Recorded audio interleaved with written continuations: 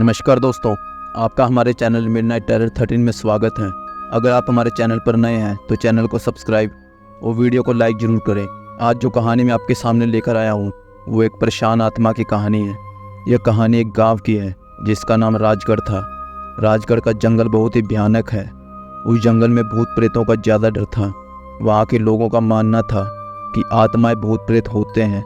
उन्होंने भी इस बात पर तब तक यकीन नहीं किया जब तक उन्होंने ये सब अपनी आंखों से नहीं देखा। उस गांव में एक औरत थी। उसका दिमाग कुछ ठीक नहीं था। उसका पति भी एक एक्सीडेंट में मर गया था। तब से वह कुछ अजीब सी हो गई थी। कुछ लोग उसे पागल कहते थे। एक बार की बात है कि सुबह सुबह गांव का एक आदमी जिसका नाम रामचंद था, वह शहर की ओर कुछ जरूरी काम से निकल पड़ता है। गांव के आने जाने का एक ही रास्ता था, वह भी जंगल से गुजरता था। इसलिए लोग उसमें अंधेरे में डर के मारे नहीं जाते थे और शाम होते ही कोई जंगल की तरफ नहीं जाता था।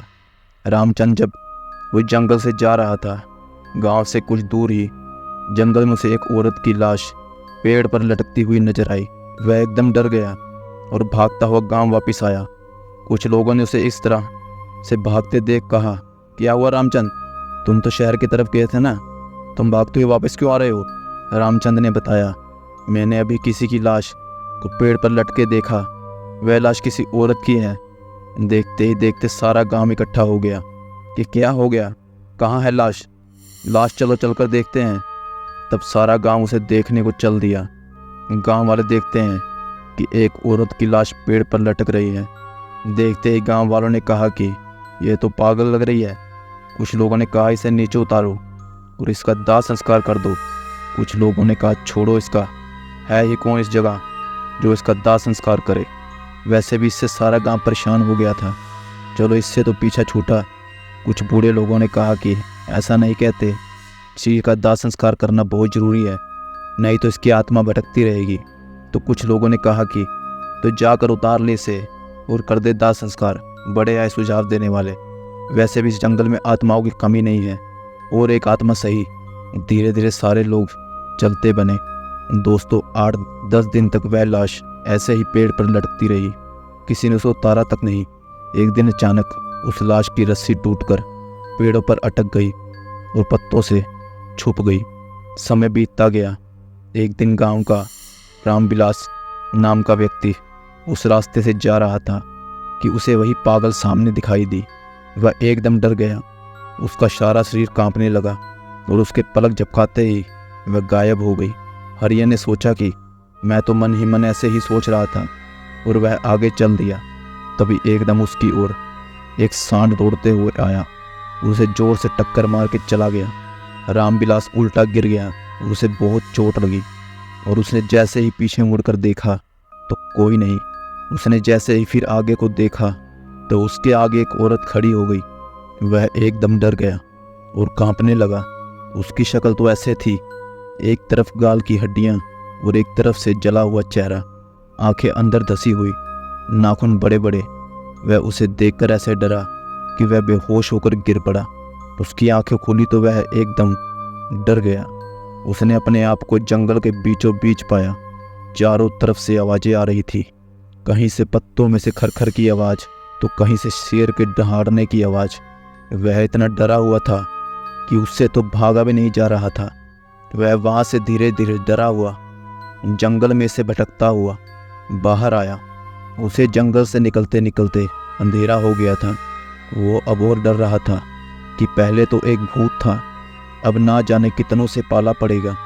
पता नहीं आज मैं यहाँ से जिंदा निकलूँगा कि नहीं। उसके मन में अजीबोजीब से ख्याल आ रहे थे। वह भागता ही चला जा रहा था। भागते भागते वो जाने कैसे उस जंगल से बाहर निकल के आया। उसे इस हालत में देखकर कुछ लोगों ने उसे पूछा कि तुम इतनी रात को कहाँ से आ रहे हो, तुम्हें डर नहीं लगता क्या? उसने कुछ भी जवाब नहीं दिया। उसे विश्वास नहीं हो रहा था कि मैं गांव में जिंदा आ गया हूँ। उसकी हालत को देखकर सभी गांव वाले कह रहे थे कि इस रामविलास को क्या हो गया है। वह घर पहुँचा और जाकर चद्दर ओढ़ कर सो गया। उसकी औरत ने उसे खाना खाने के लिए कहा और उसने कुछ जवाब नहीं दिया। उसने रात को एक सपना देखा और उस सपने में उसी परेशान आत्मा को देखा। वह उसे रो रो कर कह रही थी, मुझे बचा लो, मुझे बचा लो इस नरक से, बचा लो, मुझे ये लोग मार डालेंगे। और ऐसा सपना देखकर वह उठ खड़ा हुआ। उसे पसीना निकल आया था और वह ये सोच रहा था कि ये सब मेरे साथ ही क्यों हो रहा है।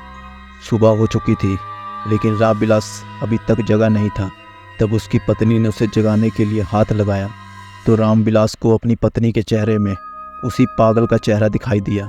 तभी वो चिल्ला पड़ा। तब उसकी पत्नी ने कहा कि तुम्हें हुआ क्या है? तुम कल शाम से ही अजीब से डरे हुए लग रहे हो। तुमने शाम को भी खाना नहीं खाया। तुम्हें आखिर हुआ क्या है? मुझे बताओ। तब उसने सारी बात अपनी पत्नी को बताई। तो वह जाकर समझी कि आप तभी परेशान हो। धीरे धीरे ये बात सारे गांव में फैल गई कि वह पागल औरत भूत बन गई है। तभी कुछ लोगों ने बताया कि रात को यही आवाज़ कुछ लोगों ने सुनी जो जंगल से आ रही थी कि मुझे बचाओ, मुझे इस नरक से निकालो। अब तो सारे परेशान हो गए थे लोग कि शहर तक जाने का रास्ता भी अब बंद हो गया है, हम लोग क्या करेंगे। तभी कुछ लोगों ने कहा कि हमें कुछ महान लोगों की सलाह लेनी चाहिए कि ये सब माजरा क्या है। तब किसी एक आदमी ने कहा कि गांव में बहादुर भगत सिंह जी रहते हैं, वे आत्माओं के बारे में बहुत कुछ जानते हैं। जब मुखिया के लड़के को आत्मा ने पकड़ लिया था तब उन्होंने ही उस आत्मा से उसे छुड़वाया था। तब कुछ लोगों ने कहा कि यही ठीक रहेगा। सब लोगों ने उस भगत जी को गांव में बुलवाया और उन्हें सारी घटना बता दी। भगत जी ने कहा कि तुमने उस पागल के शरीर को ना जलाकर बहुत बड़ी गलती कर दी, चाहे वो कैसी भी थी। इतना बड़ा जंगल था, तुम लोगों से 4 लकड़ियों का इंतजाम नहीं हो पाया। इंसान कैसा भी हो, जब वो मर जाता है तो उसका दुश्मन भी उसका दाह संस्कार कर देता है, पर तुमने तो सारी सीमाएं तोड़ दी। अब जो भी हो गया है उससे निपटने की तैयारी करो। तब भगत जी ने हवन किया और ध्यान लगाकर देखा तो उसे वह आत्मा बंधी हुई नजर आई। तब पंडित जी ने उसे पूछा कि तुम्हें यहाँ किसने बांध कर रखा है? तब उसने कहा कि मुझे एक दरिंदे ने बांध रखा है। पहले उसने मुझे मार दिया, पेड़ पर लटका दिया, फिर गांव वालों ने मेरे शरीर का अंतिम संस्कार भी नहीं किया। मेरे शरीर को उसने कहीं छुपा कर रख दिया है और इसने मेरी आत्मा को कैद कर लिया है। मुझे तब तक मुक्ति नहीं मिल सकती जब तक मेरे शरीर का अंतिम संस्कार नहीं हो जाता। मैंने रामविलास जी को भी ये बात बतानी चाहिए थी, लेकिन उस दरिंदे ने उन्हें चोट पहुंचाकर बेहोश कर दिया, लेकिन तब मैंने उसे बचा लिया था। तब पंडित जी सब समझ गए और कहा कि तुम चिंता मत करो, मैं तुम्हें अवश्य मुक्ति दिलवाऊंगा। तब भगत जी ने आंखें खोली और उन्होंने कहा कि चलो मुझे उस पेड़ के पास ले चलो जहाँ वह मरी थी। पंडित जी ने कहा कि जिस तरीके से अंतिम संस्कार करते हैं वह सारा सामान ले चलो। तभी सारे गांव वाले सारा सामान लेकर पंडित जी के पीछे पीछे चल दिए।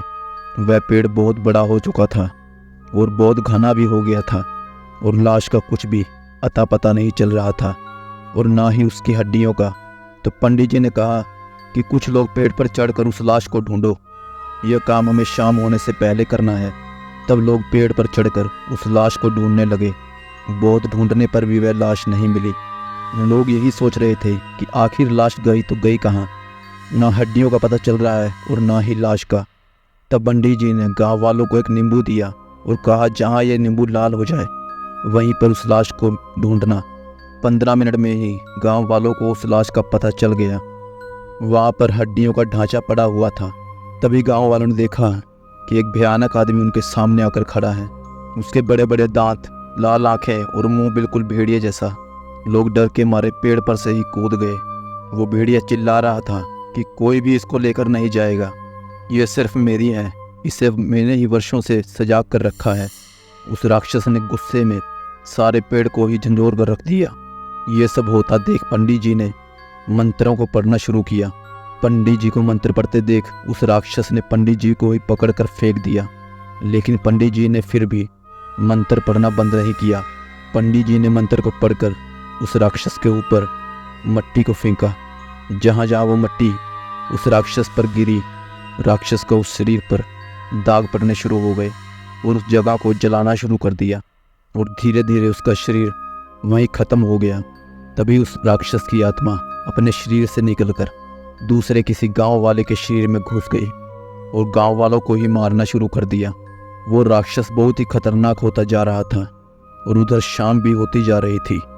गांव वालों ने एक रस्सी की मदद से उसे पेड़ के साथ बांध दिया। पंडित जी ने मंत्र पढ़ने शुरू किए और पंडित जी ने गांव वालों से कहा कि इससे पहले यहाँ और आत्माएं आए, इससे पहले शव को नीचे उतारो और उसका अंतिम संस्कार कर दो। इतने में कुछ लोगों ने उसे उठाकर लकड़ियों पर रख दिया और राक्षस पेड़ से बंधा हुआ चिल्ला रहा था, मत जलाओ उसे, मत जलाओ उसे। देखते ही देखते वो हड्डियां राख में परिवर्तन हो गई। उसमें से एक ज्वाला उठती है जो उस पागल की आत्मा थी। उसने पंडित को नमस्कार किया और कहा कि इस राक्षस के शरीर को भी इसी तरह जला दो, तभी इसको मुक्ति मिल पाएगी। गांव वालों ने ऐसा ही किया, उस राक्षस की भी हड्डियों को जला दिया और तभी उस राक्षस की आत्मा भी उस शरीर में से निकलकर आसमान की तरफ चली गई।